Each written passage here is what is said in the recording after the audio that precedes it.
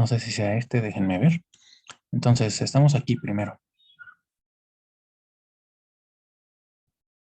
No, ese solamente se desvanece. Entonces, déjenme checar. Bueno, con este. Aquí. Límite de una función. Decimos que A es el límite de f de x cuando x se aproxima a A. Y eso lo que quiere decir es, ya habíamos platicado un poquito acerca de las gráficas, básicamente se refiere a lo siguiente. Nosotros tenemos por aquí, bueno, déjenme hacerla mejor.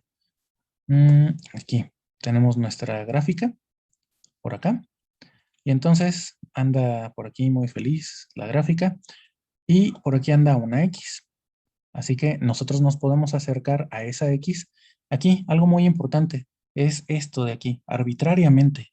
Nosotros lo decíamos en la clase anterior, lo poquito que alcanzamos a platicar de límites, que en realidad es por los dos lados.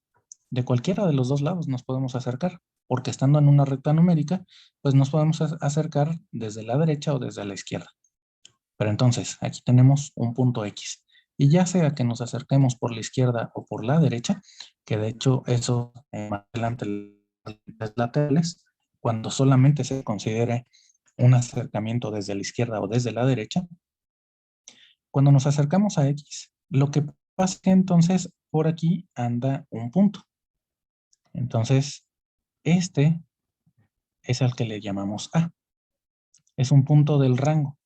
De tal manera que la función, ¿cómo se ve?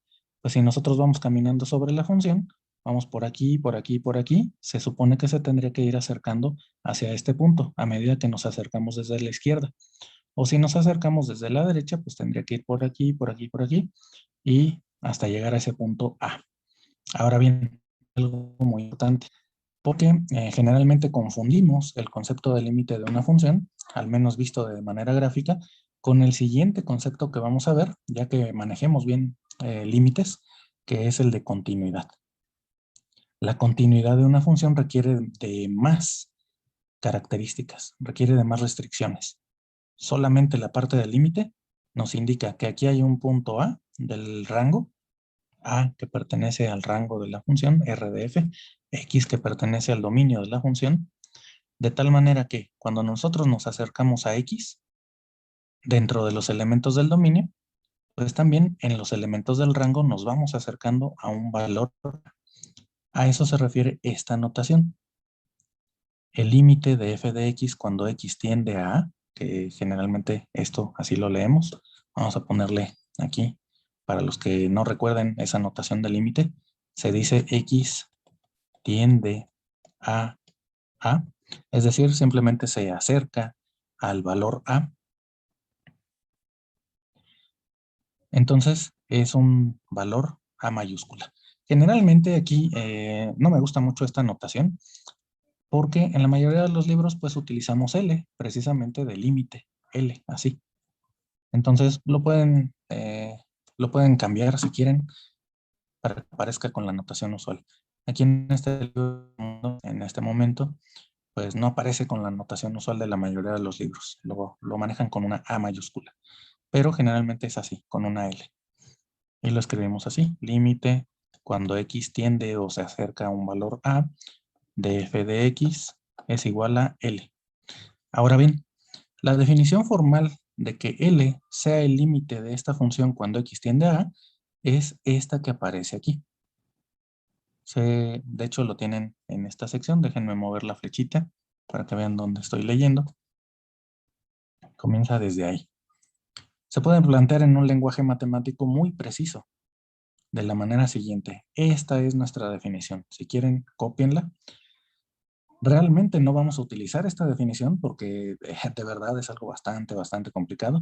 En la Escuela Superior de Física y Matemáticas trabajamos con esta función y nos la pasamos picándonos los ojos, sacándonos los ojos, agarrándonos ahora sí que literalmente del cabello por la desesperación, porque son ejercicios bastante complicados a veces. ¿Qué es lo que nos dice esta función? Bueno, nos dice que para cualquier número positivo seleccionado delta, aunque sea muy pequeño, siempre existe un número positivo epsilon. Aquí esta epsilon está un poco fea.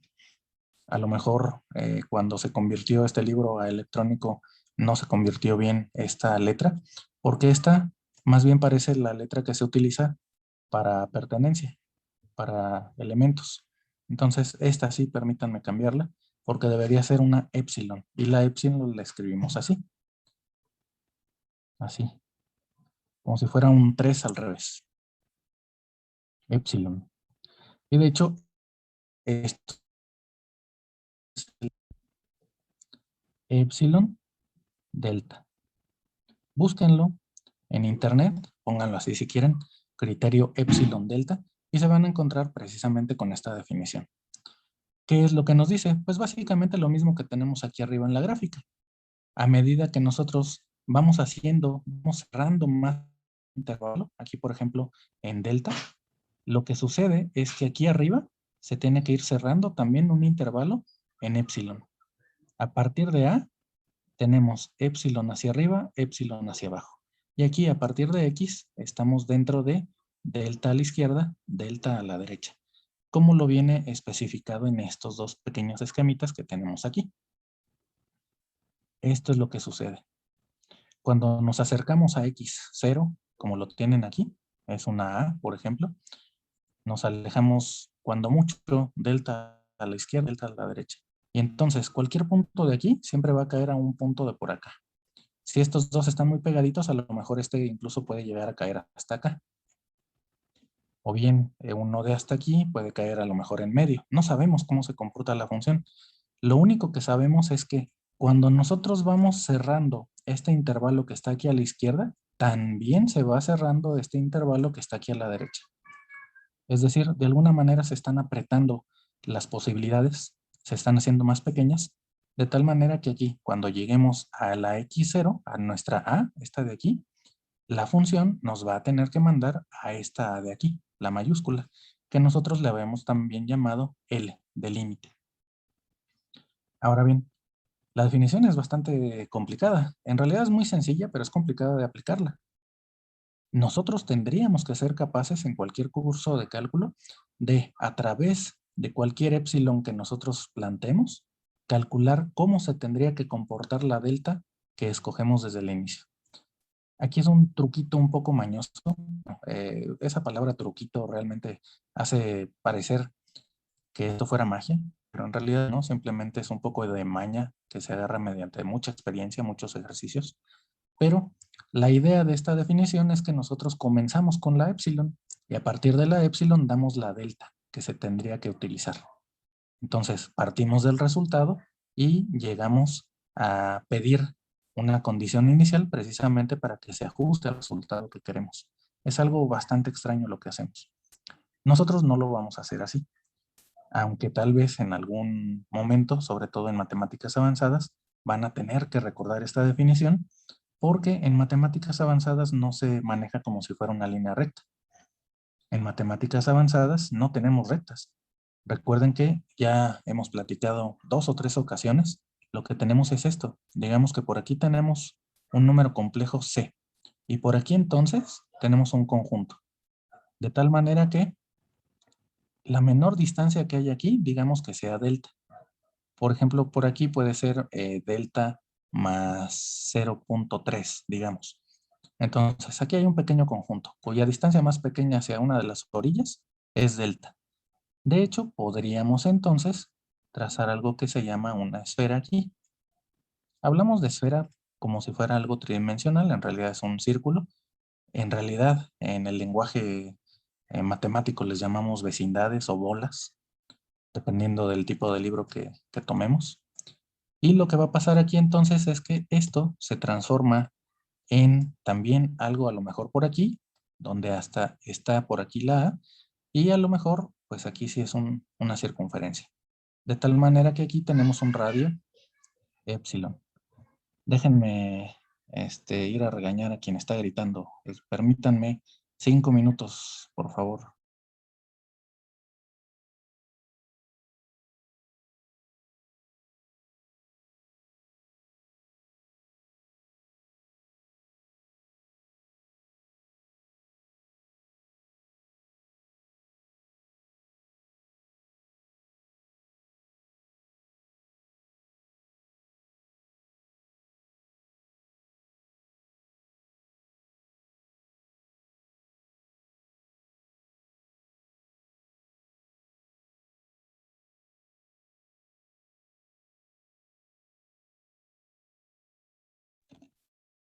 Bueno, pues ya regresamos después del regaño.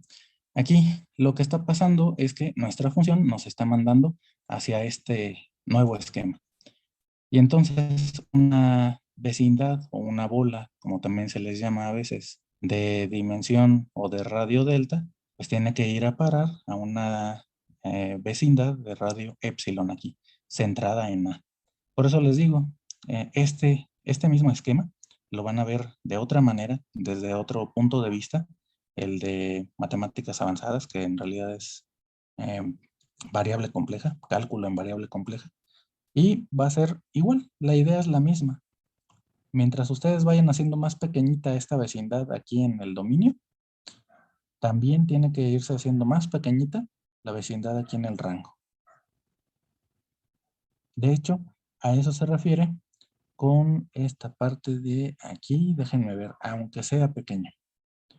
De hecho, generalmente tiene que ser pequeño, porque además, esto funciona para cualquier número positivo. En particular nos interesan los más pequeñitos. Y les decía, realmente no vamos a trabajar con esta definición, pero sí es bueno que hablemos un poco más a detalle de ella. Lo que sí vamos a utilizar van a ser los teoremas. Lo que nos interesa es calcular el límite. Lo que seguiría es demostrar que realmente es el límite mediante esta definición. Pero nosotros nada más vamos a calcular los límites. Porque, al menos en este curso, ya les había comentado, es un curso bastante práctico y la idea es volverse muy bueno calculando límites porque lo siguen utilizando para cuando lleguen a sus otras materias también. Entonces, vienen varios ejemplos. De hecho, si se fijan, nada se meten con la parte de la definición. Ah, no, sí, aquí en el 7.2.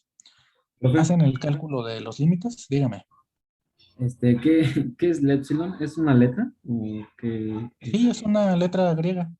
Ah, ok, ok. Aquí, Pero no, no tiene ningún así como valor constante o algo así. no, todo lo contrario.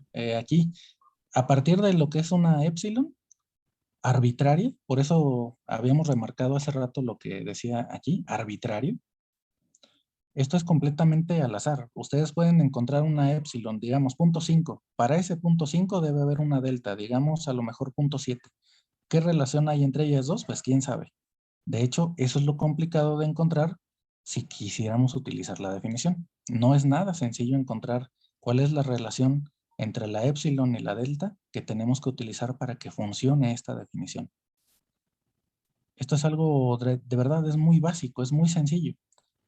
Pero como en la mayoría de las matemáticas, las cosas sencillas, pues resulta que se nos van de las manos. Son cosas tan pequeñitas que luego no las podemos agarrar. Entonces necesitaríamos mucha práctica, necesitaríamos también mucha inventiva a veces. De hecho, todo lo que hemos visto hasta ahorita ya nos podría servir. Si se fijan, son desigualdades. Entonces necesitamos todo el conocimiento de desigualdades. Y estamos trabajando con funciones. En algún momento tendríamos que sacar funciones inversas o bien, eh, así como lo hicimos en el ejemplo, me parece que del lunes. Sí, ¿verdad? Del lunes.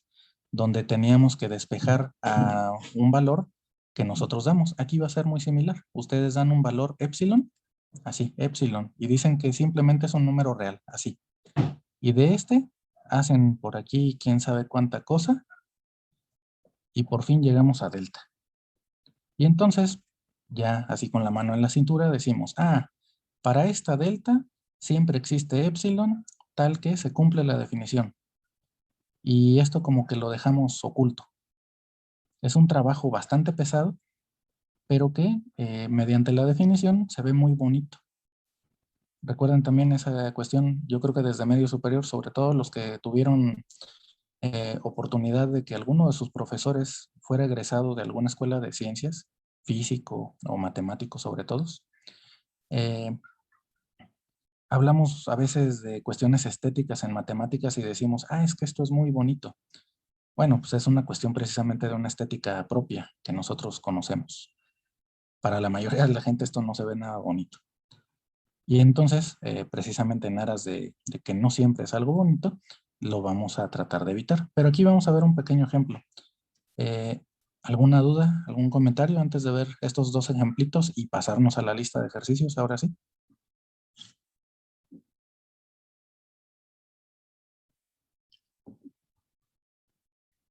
No.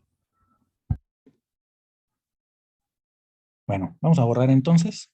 Y nuevamente lo que decíamos, la epsilon y la delta son valores que no conocemos. En principio no conocemos. Pueden ser cualquier valor positivo. Eso sí, aquí dice en la definición, déjenme volverlo a poner con la flechita esa, donde dice aquí cualquier. Para cualquier número positivo seleccionado delta, existe un número positivo epsilon tal que siempre que se cumpla esta condición, entonces se cumple la otra. Entonces esto, de hecho, en lenguaje simbólico se ve muy bonito, pero así escrito también se ve bastante bien. Vamos a ver entonces ahora sí. Ejemplos. Aquí, algo importante que decíamos en la parte de límites es que a veces no coincide con la función. Cuando sí coincide con la función, va a dar lugar a otro concepto que se llama continuidad, que a lo mejor ustedes lo definieron como que la gráfica se puede trazar de una manera continua sin despegar el lápiz. Esa es la definición muy intuitiva, mediante la gráfica, pero en realidad la definición formal es mediante límites. Y vamos a recordarlo cuando veamos ese tema de continuidad, vamos a recordar nuestra grafiquita que hicimos hace rato. Muy importante, la función a lo mejor no está definida. En el punto donde nosotros queremos encontrar el límite, ¿qué es lo que vamos a hacer? Álgebra. Por eso les decía desde la semana pasada, esta semana vamos a utilizar mucha álgebra, en particular factorizaciones. Y factorizaciones de todo tipo, incluso algunas que a lo mejor no hemos visto, que sí las pueden hacer, pero como nunca hemos visto una factorización como esa, igual y no se les ocurre. La idea de trabajar también con un curso así de práctico como yo espero que sea este, es que se les ocurran ya las ideas cuando lo necesiten, porque ya hicieron algún ejercicio parecido. Que ustedes vayan determinando por ahí ciertos patrones y digan, esto ya lo vi medio año y se hacía de esta manera. O, pues esto como que parece algo que hice, pero no es igual. Pero lo intentan con la misma idea. Y a lo mejor sale o a lo mejor no sale. Pero la idea es esa, tratar de practicar mucho para que cuando lo vuelvan a necesitar, pues ya sepan cómo se hace. Entonces, aquí, muy importante, primero, no está definida cuando x es igual a 2. ¿Por qué no está definida? Esta función, o sí, es una función racional, de hecho, es x cuadrada menos 4 entre x menos 2. Si nosotros la evaluamos en 2, viendo esto como si fuera la notación de f de x, si esto lo evaluamos en 2, entonces sería ¿quién? Pues sería 2 al cuadrado menos 4 entre 2 menos 2. Y ahí viene nuestro terror, 0 entre 0. Y aunque no fuera este gran terror que es 0 entre 0, con que fuera cualquier cosa entre 0 ya nos espantamos, ¿no? Ya mejor le huimos un rato. Resulta que los límites los podemos calcular incluso cuando ocurre esto. En algunas ocasiones, no siempre. Pero entonces, ¿cómo le hacemos? Le damos la vuelta. El límite. Si se fijan aquí, hay algo muy importante. Aproximaciones. Todo lo que vamos a empezar a hacer desde este momento en cálculo surge a partir de querer aproximar funciones. ¿De qué manera? Acuérdense que uno de los inventores o de los descubridores del cálculo fue Isaac Newton. Sobre todo él se le atribuye la parte de cálculo diferencial y la parte de cálculo integral se le atribuye un poquito más a Leibniz. De hecho, la notación que utilizamos es la de Leibniz.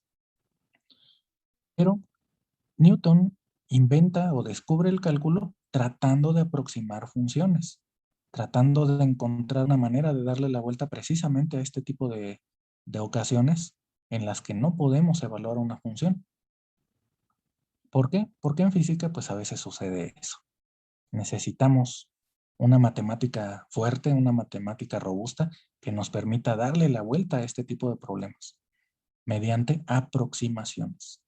De hecho, una de las aplicaciones que vamos a ver es precisamente aproximar una función mediante una recta.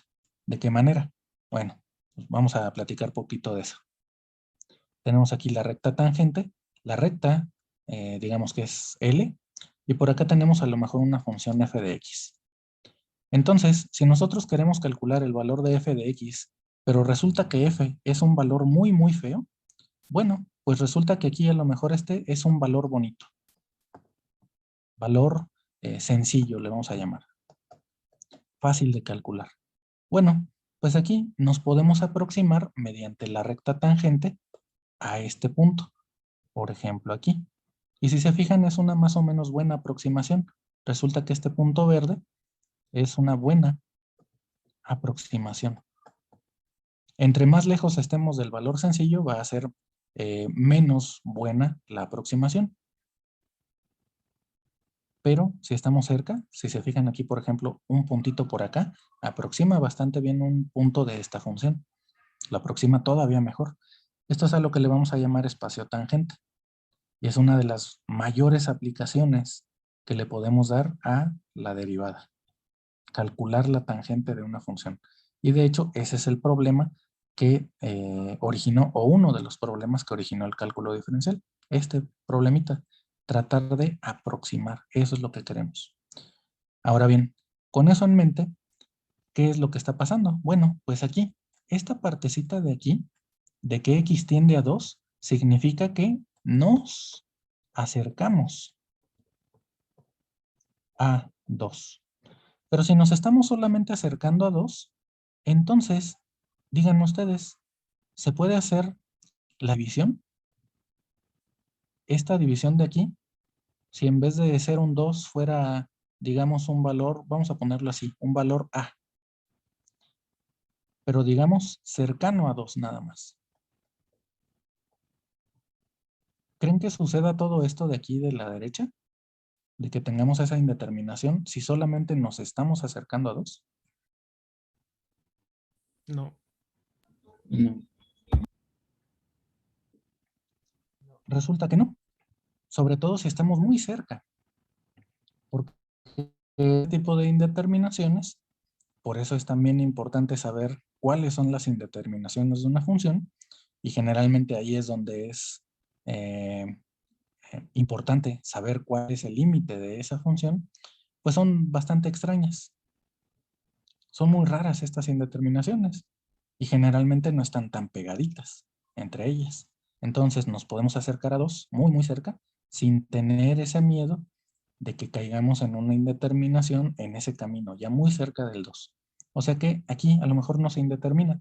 Cercano a 2, esto es un valor que pertenece a los números reales.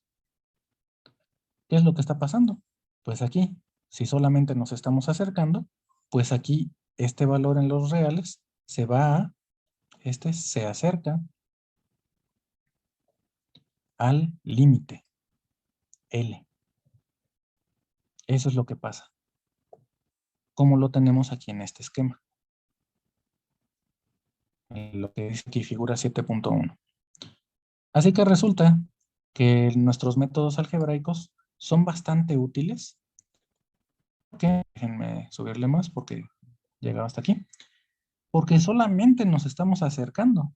Entonces, sí podemos hacer esto de factorizar. Y aquí, lo que ustedes luego dicen, cancelamos. Pero esto se puede cancelar porque x menos 2 no es 0. Muy importante. Sí se puede cancelar porque no es un 0. Si fuera un 0, no se podría hacer. Entonces, siempre hay que tratar de recordar esto. Solamente nos estamos acercando. Y como nos estamos acercando y no tocamos a este punto, pues podemos hacer este tipo de simplificaciones. Cancelar un binomio de arriba con un binomio de abajo. Y eso es lo que da lugar, entonces, a toda la herramienta algebraica que se basa precisamente en lo que les decía, factorizaciones. Porque vamos a cancelar cosas que se simplifican, o cuando veamos raíces cuadradas, pues a lo mejor podemos hacer alguna otra manipulación algebraica. Entonces, este es un ejemplo muy sencillito. Ahorita vamos a hacer otros de la lista que ya tenemos en Classroom. Pero antes, primero, una duda, o más bien, dudas que tengan acerca de de este ejercicio? Ahí a qué se refiere con que se puede porque no es cero, profe? Porque hay carros más.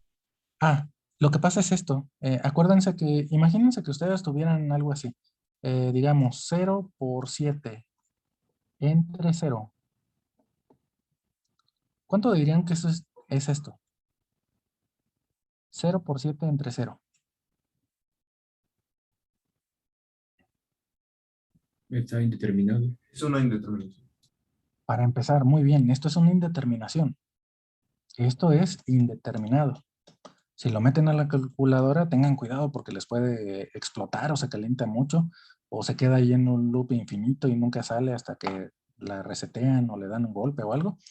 Entonces hay que tener mucho cuidado con esto porque es una indeterminación. Es donde les decía, este es el tipo de errores que luego uno comete siendo usuario y que ustedes como programadores tienen que evitar que el programa se cierre porque tiene una indeterminación. Este tipo de errores hacen que se cierren los programas o cosas peores aún, ¿no? Que se bloquee todo el aparato.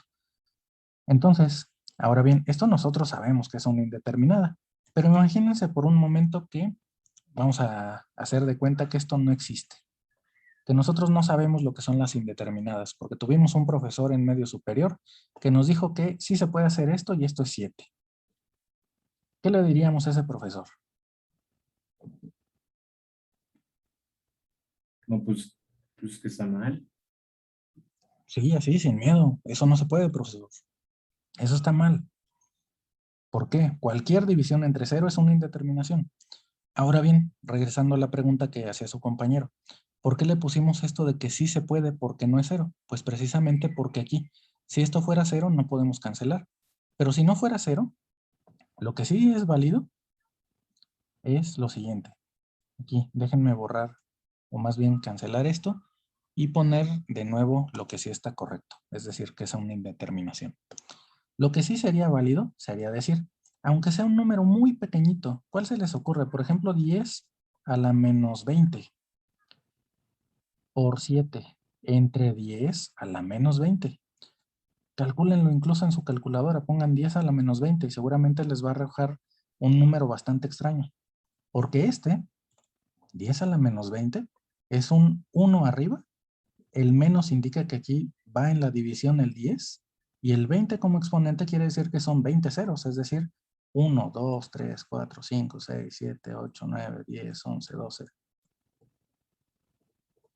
Creo que ya me pasé, ¿no? Esto está horrible. Y además es demasiado pequeño. Están dividiendo el 1, una unidad, digamos, imagínense que aquí comienzan en 0 y aquí es la unidad. O incluso es más, háganlo así de 1 kilómetro si quieren. Hagan una recta numérica de 1 kilómetro. Al inicio de ese kilómetro ponen el 0, al final de ese kilómetro ponen el 1.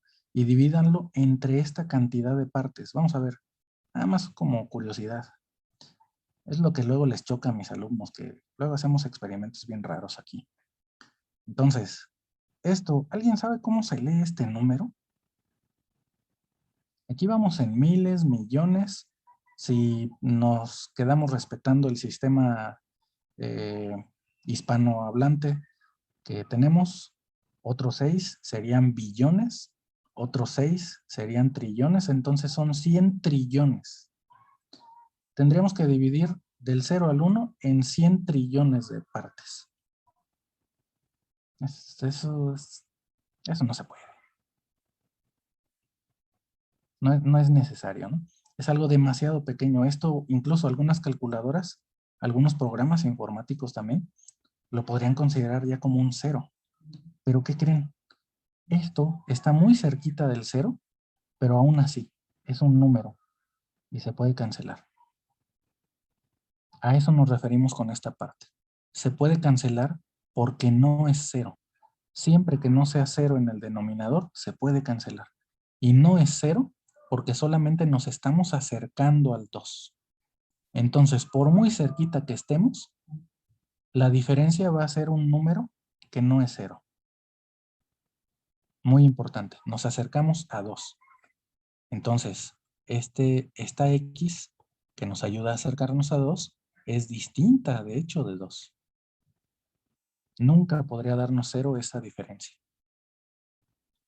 ¿Sí queda clara esa parte? Sí, profe.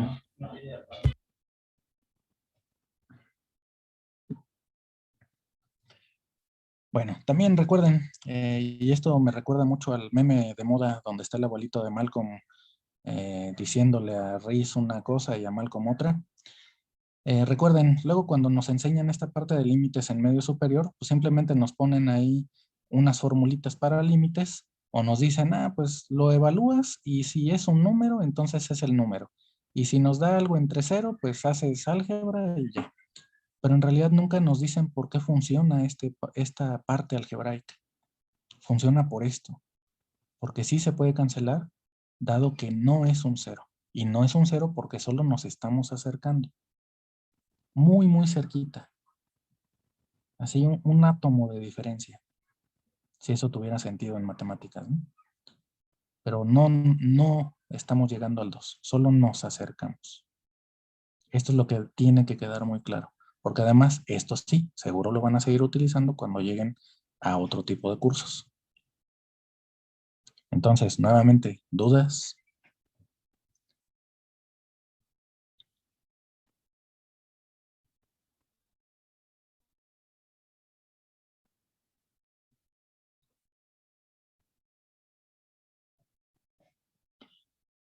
Bueno, vamos a borrar todo este rayoneo y vamos a ver rápido este ejercicio 7.2. Si nos desconecta esta sesión, nos volvemos a conectar porque todavía no vemos lo que queremos ver el día de hoy, porque nos estamos entreteniendo un rato viendo estos ejemplitos bastante ilustrativos. ¿Qué pasa con el ejemplo 7.2? Si se fijan, aquí utilizan la definición. Lo que nos piden es demostrar ahora, no solamente calcularlo, porque a lo mejor dentro del cálculo hicimos algo extraño. Entonces, ahora nos dicen, demuestra que el límite de esta función cuando x se acerca a 2 o cuando x tiende a 2 es igual a 3 veces el límite. A ver. Creo que aquí igual hay un error de tipografía del libro cuando se convirtió a PDF y está lo mismo 2 veces, ¿no?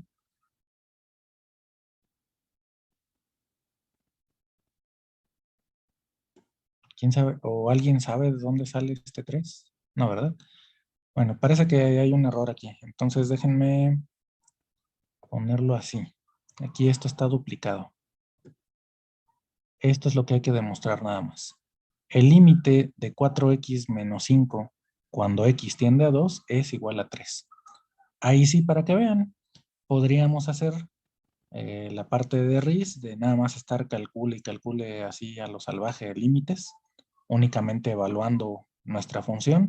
Aquí la x vale 2, entonces esto es 4 por 2, nos da 8, menos 5 nos da 3, así directo. Ahora bien, hay una parte algebraica que nos permite hacer eso. Digamos que en ese meme RIS no estaría tan mal. Así que aquí, ¿qué es lo que pasa? Esto de aquí. Esto es lo que más nos costaría trabajo. ¿Cuál es la relación entre delta y epsilon? De tal manera que cuando nosotros verificamos estas dos desigualdades, se cumplen así, bien bonito. ¿Qué es lo que pasa? Aquí, x se acerca a 2. En estos dos límites, entre 0 y delta, números muy pequeñitos, generalmente. ¿Qué es lo que pasa con la función? Bueno, pues la función, aquí, si se fijan, si nosotros decimos que x menos 2, valor absoluto, es menor que delta, entonces podemos aplicar propiedades de valor absoluto. Sería que, por ejemplo, 4x menos 5 menos 3 es equivalente a 4 por x menos 2 en valor absoluto, y eso es menor que, haciendo la sustitución, si se fijan, esta parte de aquí se sustituye en este paso. En vez del valor absoluto de x menos 2, escribimos a la delta. Pero entonces, si queremos que eso sea menor que epsilon, pues definimos así a la delta. Delta tiene que ser epsilon entre 4, de tal manera que cuando llegamos a este eslabón de la desigualdad, al multiplicar delta por 4, pues nos da epsilon. Así muy bonito. Pero créanme, obtener esta Esta parte es lo difícil.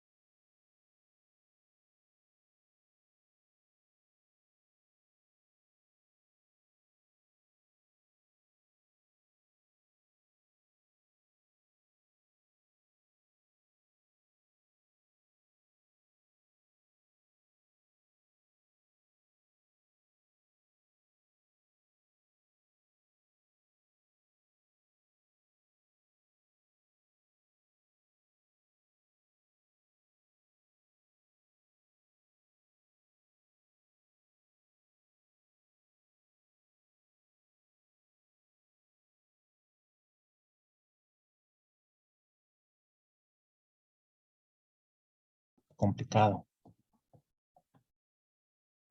Porque de hecho, lo que nosotros tenemos que hacer más bien es esto de aquí. ¿Cómo involucramos en el aspecto de nuestra función a esto de aquí? Esto es la pregunta.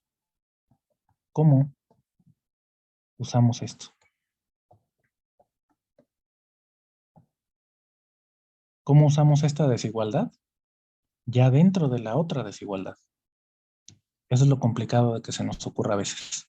Como les decía, no nos vamos a preocupar por eso. Este es un aspecto que es muy bonito, pero realmente no lo vamos a necesitar.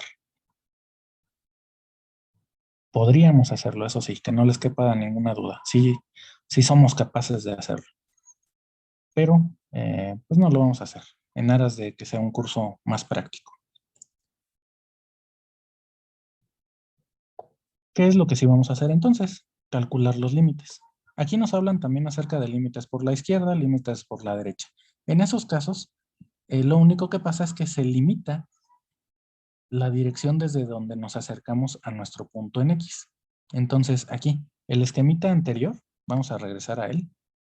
Este esquemita únicamente nos permitiría acercarnos desde la derecha y entonces le llamamos límite cuando X tiende a positivo, es decir, viene desde los positivos, desde más que infinito, o si nos acercamos desde la izquierda, se llama así, límite por la izquierda, y generalmente lo denotamos como límite cuando X tiende a la misma A, pero acercándose desde los negativos, desde menos infinito.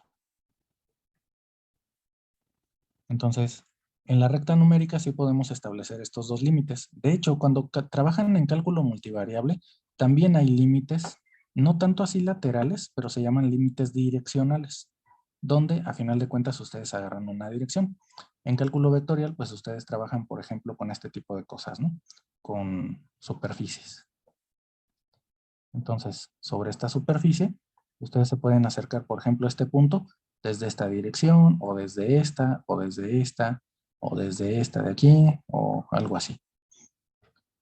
Entonces, ya no son solo dos límites laterales, se llaman límites direccionales, y esos los da un vector que se acerca al punto que queremos.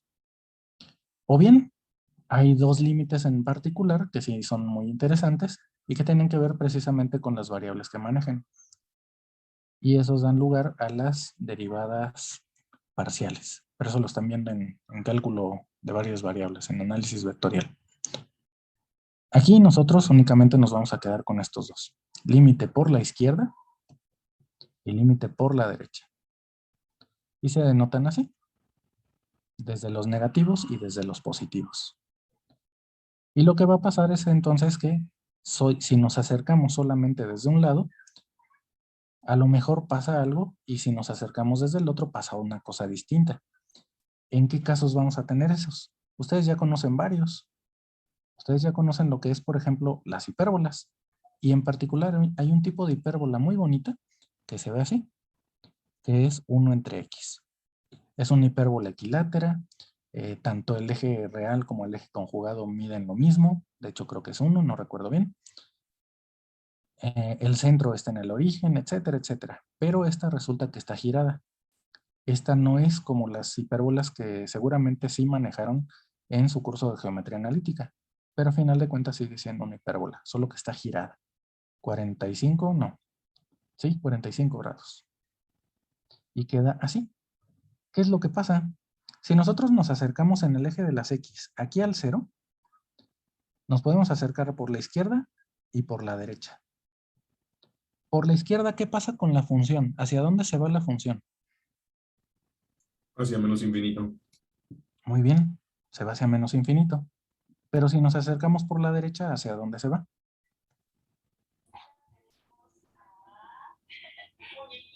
Hacia más infinito. Ahora va hacia arriba, hacia más infinito. Muy bien. Más infinito y menos infinito. O sea que si se fijan, no solamente no hay un límite. El límite, perdón, el infinito se define como algo que no podemos alcanzar. Más adelante vamos a ver ese tipo de límites. La clase de hoy solamente nos vamos a quedar con límites que sí se pueden calcular. Pero en ocasiones los límites se pueden ir así, o muy arriba o muy abajo. Y este tipo de situaciones son todavía peor, donde además el comportamiento es totalmente distinto si nos vamos acercando desde la izquierda o desde la derecha. Ahí de plano, ni siquiera se van al mismo lugar. Uno se va para arriba y otro se va para abajo. Estas ya son todavía peores, digamos, como comportamiento. Y también vamos a estudiar ahora las funciones desde el punto de vista de estos límites. Van a dar lugar a unos conceptos que se van a llamar asíntotas. Pero bueno, nos estamos adelantando mucho. Vamos a ver lo que queremos el día de hoy nada más. Les decía, aquí ya nos hablan de límites por la izquierda, por la derecha. Hablan acerca de algunas situaciones, sobre todo con raíces cuadradas. Por ejemplo, vamos a hablar un poquito más acerca de esta función, la función raíz cuadrada. Cuando ustedes la grafican, déjenme hacer más espacio aquí. Uy, es que me tengo que salir de Zoom. Ahora sí. Ah, por cierto, de aquí saqué la tablita que tienen en Classroom. Es esta tablita que se llama Teoremas de Límites. Les decía, ¿qué podemos decir acerca de la gráfica de raíz cuadrada de X? ¿Cómo se comporta? Es como una parábola, bueno, la mitad de una parábola si tomamos la parte positiva. Exactamente. Solo la parte positiva de una parábola. Horizontal, ahora hacia la derecha, tiene vértice en el origen, etcétera, etcétera. Ahora bien, díganme ustedes, ¿qué pasa otra vez con el 0? El 0 es un número especial. No es solamente que lo hayan inventado los mayas. No, este es un número muy especial. Entonces, ¿qué pasa si nos acercamos en esta función ahora por la izquierda? No, perdón, por la derecha. ¿Hacia dónde llegamos? De cero, la función decrece. Exactamente. Va hacia abajo. Si nosotros nos movemos de derecha a izquierda, va hacia abajo, decrece y llega hasta el 0. Bastante bonito el comportamiento por la derecha. Pero díganme ahora, quisiera decir una grosería, pero no la voy a decir.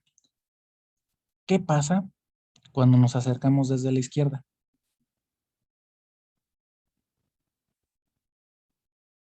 Es creciente y después se vuelve constante. Acuérdense, nos estamos acercando solo al 0. Ah, ok. No hay función. Exactamente, no hay función.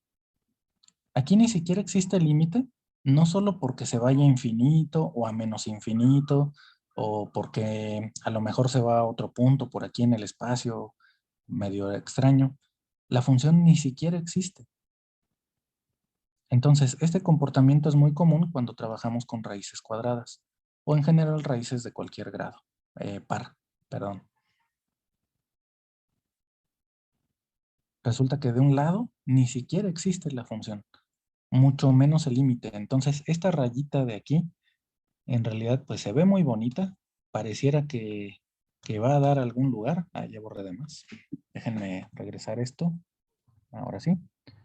Pareciera que llega a algún lugar, pero pues en realidad aquí anda así. O sea, no sabemos qué hacer. Sabemos que nos tenemos que acercar a cero, pero ¿por dónde? Aquí ni siquiera hay función.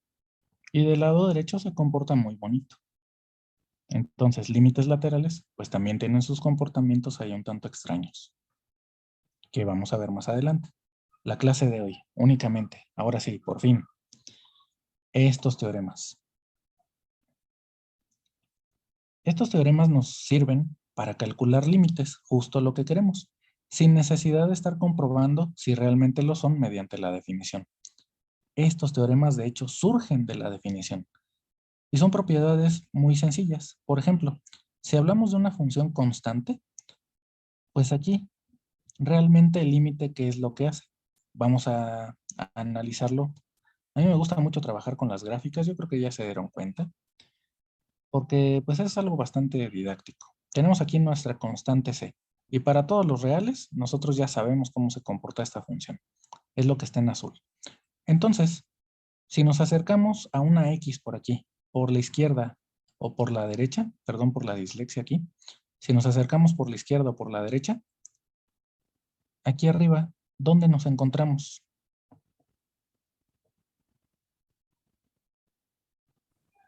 Es lo Una mismo que por constante. izquierda que por derecha. Siempre es la constante, siempre es la c. Ya sea que estemos por aquí, o a lo mejor un poquito más lejos a la izquierda, digamos por acá, siempre va a ser la misma constante. Es algo muy bonito de esta función. El límite de una función constante, para cualquier valor, siempre es la misma constante. Siempre, siempre, siempre. Este es un teorema que es muy útil. Después nos enuncian otros 5 teoremas, donde suponen que existen los límites de estas funciones f y g. Cuando nos acercamos al mismo punto A, entonces para empezar A tendría que estar tanto en el dominio de f como en el dominio de g. Eso es algo muy importante.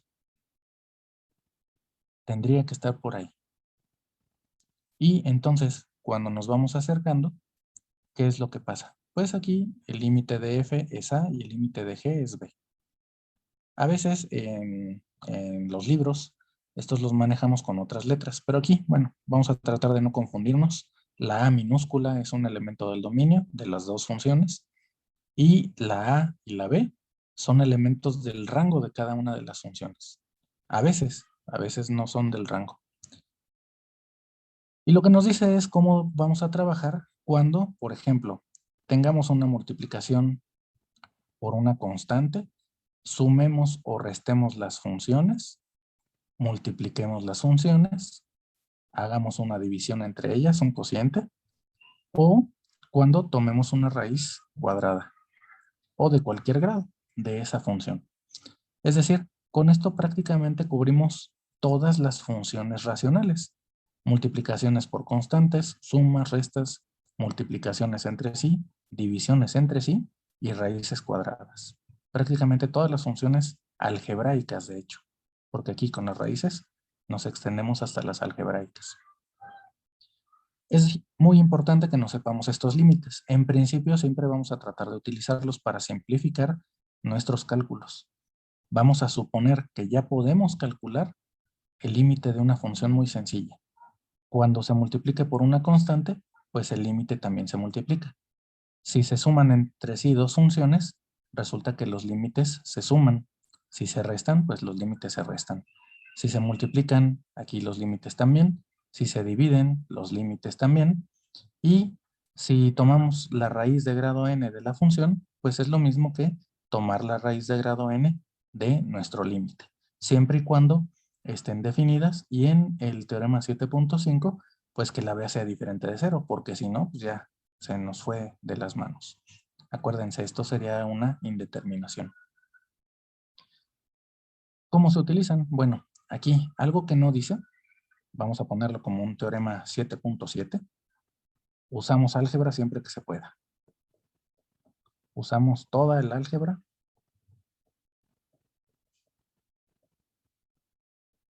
posible. ¿De qué manera? Pues vamos a tratar de evitar indeterminaciones. Siempre que se puede evitar una indeterminación, la vamos a tratar de evitar. Indeterminaciones como cuáles, pues divisiones entre cero generalmente.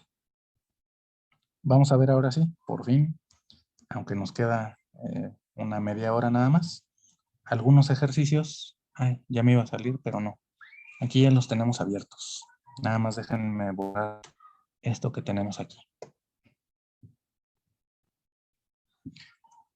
Nos piden en la lista 3 calcular estos límites. Estos límites van a ser límites sencillos, se pueden calcular mediante los teoremas y utilizando álgebra.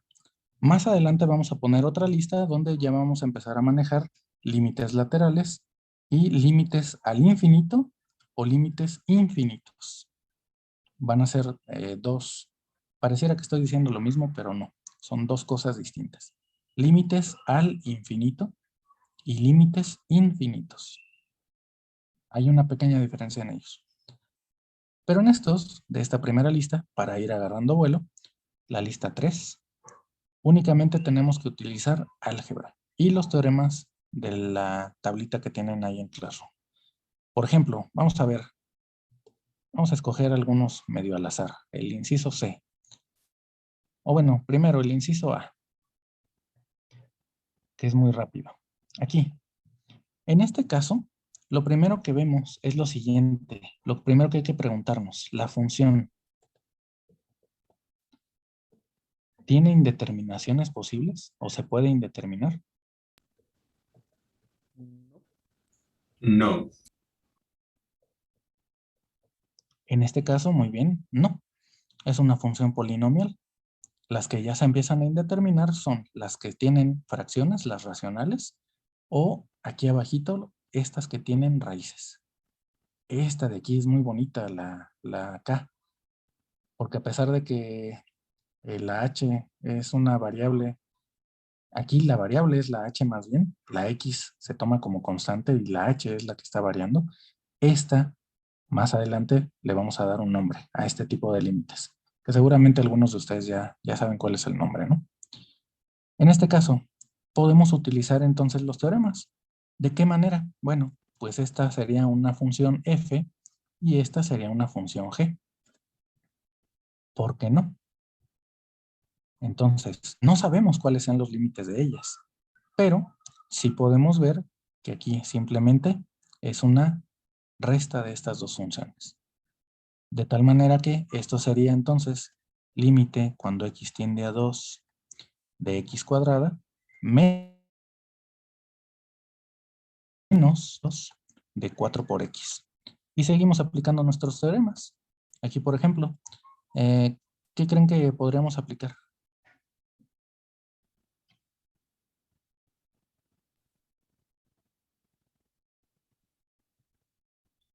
Para x cuadrada.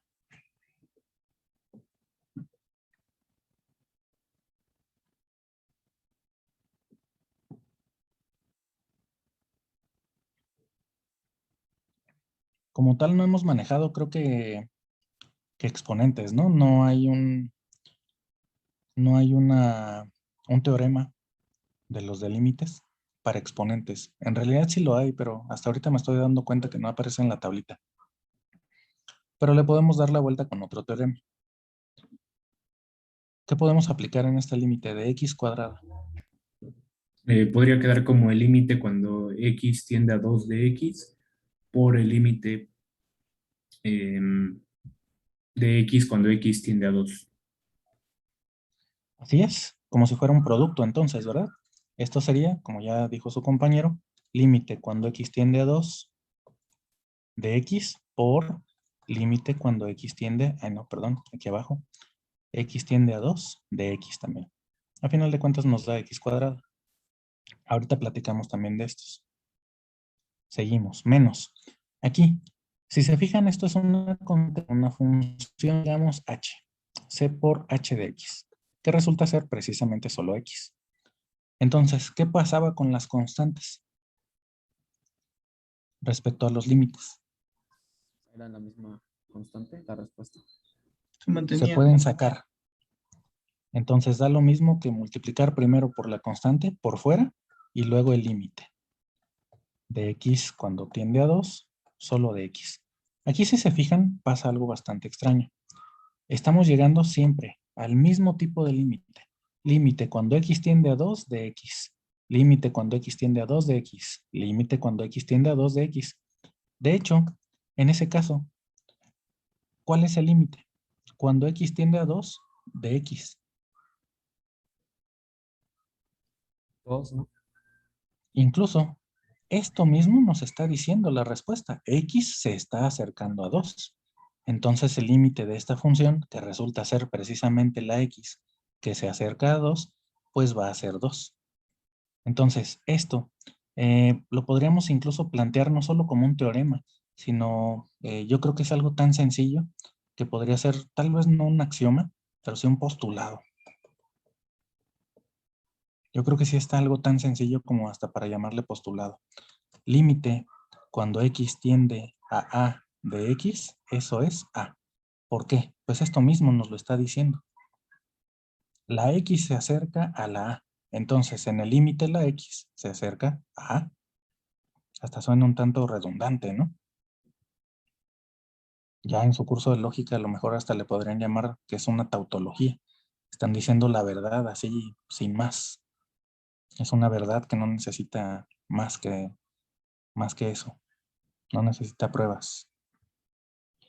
Y eso nos da una ventaja entonces, porque aquí pues ya lo tenemos varias veces. 2 por 2 menos, en este caso, perdón, puse C, pero debería ser, disculpen ustedes, debería ser 4. Y aquí entonces 4 por 2. Y bueno, no es un meme tampoco, pero luego se encuentran cosas como estas de que les dicen el 99% de las personas fallan al hacer esta operación. Esperemos que ustedes no sean del 99%. ¿Cuánto nos da esto? 4, ¿no? 2 por 2 menos 4 por 2 nos da Menos 4. menos 4. Muy bien. Entonces son del 1% que hace bien estas operaciones, porque recuerdan cuál es la jerarquía de operaciones. Incluso la pueden programar, la jerarquía de operaciones. De hecho, la mayoría de los lenguajes de programación traen incorporada la jerarquía, ya dentro de su propio sistema interno. ¿Dudas?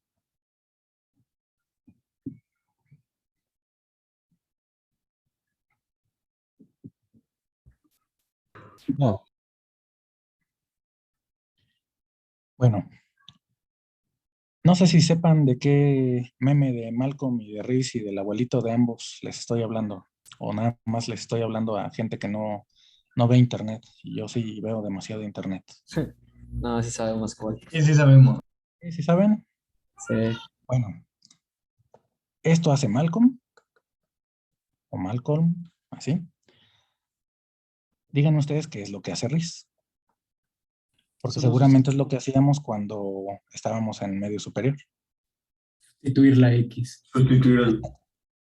Exactamente. Lo que hace Reese es nada más decir, aquí esto no se indetermina y entonces sustituimos. X es igual a 2, así incluso Reese se está volviendo decente y lo sustituye hasta con paréntesis para indicar que ahí va la variable. Y entonces esto es 2 al cuadrado nos da 4 menos 8, esto es 4. Bueno, pues obviamente el abuelito prefiere a Reese, ¿no? Pero nosotros no somos Reese. Menos 4, Perdón, menos 4. Fíjense, ya está equivocando uno. De tan rápido que lo hacemos hasta se nos olvidan los signos. Nosotros no somos Reese. Nosotros somos Malcolm. Tenemos teoremas. Y los teoremas son muy importantes. A final de cuentas, Reese tiene razón. Pero tiene razón porque él está omitiendo toda esta parte de escribir los detalles. O sea, no es que esté mal, pero los detalles son muy importantes. Y seguramente ustedes en sus demás cursos que están llevando de matemáticas verán que los detalles son muy importantes. En lógica, con un pequeño símbolo que escriban al revés, ya con eso ya no salió la demostración. En análisis vectorial, en matemáticas discretas, con un pequeño detallito que escribamos diferente, ya con eso está todo mal. Entonces, vamos a tratar de escribirlos con límites. Al final de cuentas va a ser esto, lo que hace Riz, pero vamos a tratar de escribirlo como Malcolm. ¿Dudas? Entonces, por ejemplo, los ejercicios que vamos a resolver de esa lista los vamos a resolver así. Bueno, como Marco. De preferencia. Al menos ahorita que estamos agarrando práctica, sí. Porque la verdad es que también es algo bastante engorroso. Pero eso es algo que tenemos que ir desarrollando. Porque cuando llegan, yo les hablo mucho a futuro. Cuando llegan a su curso de matemáticas avanzadas, resulta que esto no lo pueden hacer. Y ahí sí es necesario que tengamos todo el cuidado posible, porque ya son números complejos. Entonces, los números complejos precisamente se llaman así porque son más complicados. Así que hay que tratar de trabajar lo más acorde, lo más paso a paso posible, lo más detalladamente.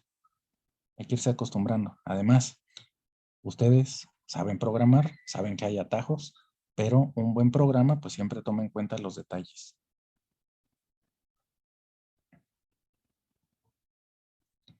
Vamos a ver ahora sí el inciso C, donde aquí sí hay una indeterminación. Y de hecho, me parece, déjenme ver, porque ya después de 5, 6 horas que llevo dando clases con la pantalla, ya no veo bien. No, no se indetermina. Entonces, en el inciso C todavía podríamos aplicar la de Riz. Simplemente sustituir y calcularlo. Pero todo proviene de límites. Vamos a escribirlo, nada más para tenerlo en cuenta. El inciso D, que estoy viendo ahorita, es un inciso bastante bonito. Traten de hacerlo por ustedes, por su cuenta. Si se fijan, aquí están utilizando un tipo de función que no habíamos visto, porque esto es una función exponencial. Aquí el exponente es el que lleva la variable. Esta es una función exponencial. Solo que la base no es la exponencial natural, es solo el 3. Pero aquí traten de hacerlo. Tiene por ahí un pequeño truquito que consiste en convertir los exponentes negativos en positivos. Aunque en realidad igual lo podrían hacer mediante sustitución directa. Ahorita vamos a ver algunos otros. Déjenme checar si hay alguno que no sea por sustitución directa, porque se me hace que todos son -1. Creo que el H está indeterminado, ¿no? El G se indetermina, el H también, sí. Muy bien, entonces ahorita vamos a hacer estos que se indeterminan. Sobre todo para que recuerden qué es lo que tenemos que hacer en esos casos. Pero entonces, aquí, ¿ninguna duda? ¿Seguros? Ah, de hecho, del G en adelante todos se indeterminan. Sí, parece que sí. ¿El F no se indetermina? Sí, también, ¿no? Desde el F se indetermina. Porque aquí sería al cuadrado nos da 4, por -5 nos da -10, llevamos -6 y con este 6 se vuelve 0, desde el F se indetermina. Vamos a ver entonces primero el C, ya de estos. Ya lo teníamos ahí encerrado. Entonces, de aquí, inciso C. Nuevamente, si se fijan, esto es, por ejemplo, F entre G. Así que este límite sería equivalente ¿a quién? Pues al límite cuando X tiende a 1 de 3X menos 1 al cuadrado. Entre el límite cuando X tiende a 1, ahora de X más 1 al cubo.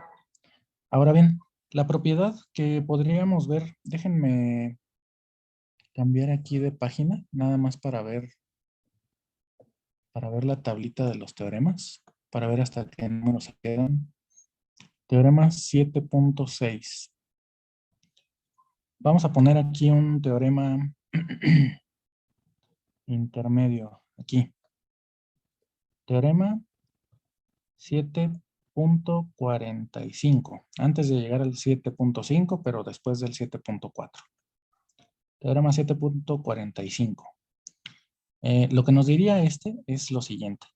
El límite cuando X tiende a de f de x a la n es igual aquí al límite cuando x tiende a de f de x, pero por fuera ahora el exponente n. Bueno, con la otra notación ya sería directamente a la n, de hecho. Incluso con este teorema 7.45 abarcamos lo que sería el teorema 7.6, porque si ustedes recuerdan, los exponentes a veces representan raíces. Y aquí nada más diríamos, siempre y cuando a la n esté bien definida, para evitar el problema de las raíces de aquí. Pero tenemos entonces este teorema intermedio. Porque si no, vamos a tener que volver a hacerlo de separarlo en el producto y así. Entonces ya directo. Así, con esto. ¿Qué es lo que va a pasar? Vamos a regresar a nuestra lista. Y ahí ya teníamos entonces eso. Y vamos a utilizar este teorema para escribir lo siguiente. Cada uno de estos es entonces límite cuando x tiende a 1 de 3x menos 1, todo esto al cuadrado. Entre límite cuando x tiende a 1 solo de x más 1 y ahora todo esto al cubo. Y si se fijan, pues ya es un poco más sencillo, en vez de estar utilizando la propiedad 7.4. Seguimos utilizando teoremas. Esto es una resta, entonces es límite cuando x tiende a 1 de 3x menos límite cuando x tiende a 1 de 1, que si se fijan ahí hay una constante entonces, y esto nos da 2, al cuadrado, perdón. Entre el límite cuando x tiende a 1 de x más límite cuando x tiende a 1 de 1. Y ustedes díganme, el límite de una constante, ¿a dónde tiende? Hacia la La constante. constante. A la misma constante, exactamente. Fue el primer teorema que vimos, que viene en la tablita. Entonces ahí ya podemos empezar a simplificar. ¿De qué manera? Pues esto va a ser, aquí podemos seguir aplicando límites. En la parte de arriba, da 3 por el límite cuando x tiende a 1 de x, menos aquí ya directamente la constante, 1. Todo esto al cuadrado, entre límite de x cuando x tiende a 1, pues nos da 1, más límite de 1 cuando x tiende a 1, que es 1. Y esto al cubo. Y ya por último, ya para hacer la evaluación, esto nos da 3 por el límite de x cuando x tiende a 1, es decir, por 1, menos 1 al cuadrado, y abajo 2 al cuadrado. Y ahora sí, hacemos lo de raíz. Aquí, todo esto es aplicando límites, es la parte que le corresponde a Malcolm, y Profe, Riz habría llegado directo a este último paso. ¿Qué pasó?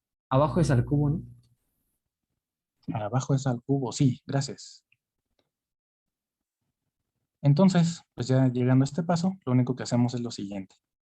3 por 1 nos da 3, menos 1 al cuadrado, entre 2 al cubo que nos da 8, 3 menos 1 nos da 2 al cuadrado, entre 8, esto nos da 4 entre 8, es decir, 1/2. Esto es lo que habría hecho Riz a partir de aquí. Y todo esto, pues es lo que hace desde el inicio Malcolm.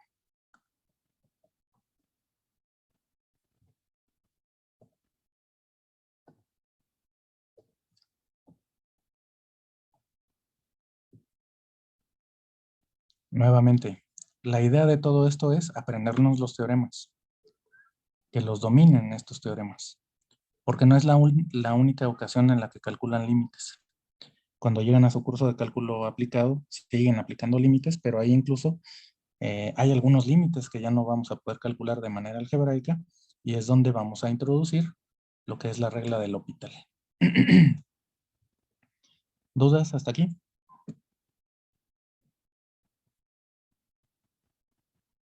No, profe.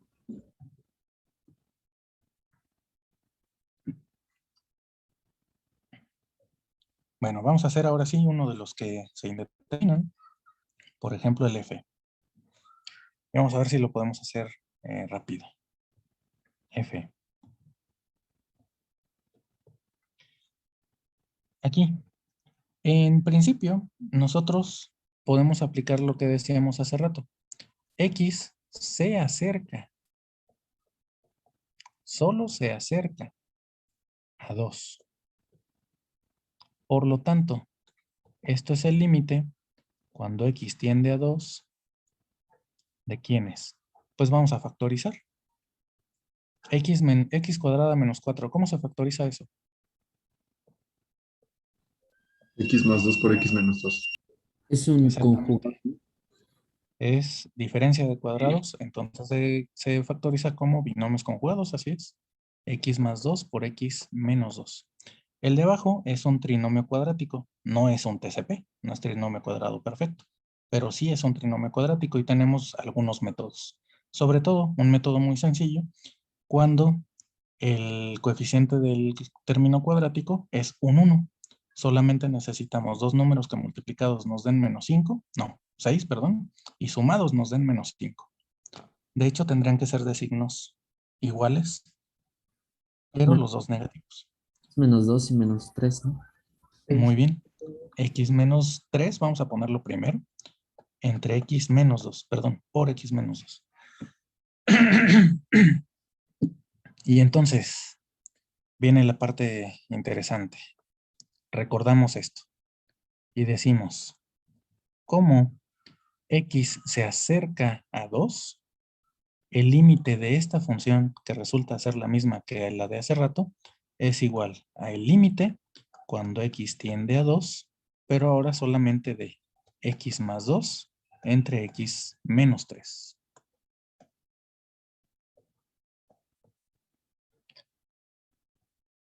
En realidad, aquí hay algo que tendríamos que hacer. Aquí habría que desarrollar toda esta parte mediante teoremas de límites. En la parte de arriba sería una multiplicación, en la parte de abajo también una multiplicación. Serían varios límites arriba entre los límites de abajo. Y cuando llegamos a el momento donde decimos, esto es límite de X menos 2 entre límite de X menos 2, pues aquí sí, se simplifican. Por eso es que funciona ese método. Porque estos límites ya son algo numérico. Nosotros estamos suponiendo que sí existen. De hecho, sí existen. Son números. Aquí todavía no se indetermina la función. Estamos evitando esa indeterminación utilizando teoremas de límites. Pero nos lo podemos saltar recordando esta parte. X solo se acerca a 2. Entonces, esta función es equivalente a esta misma.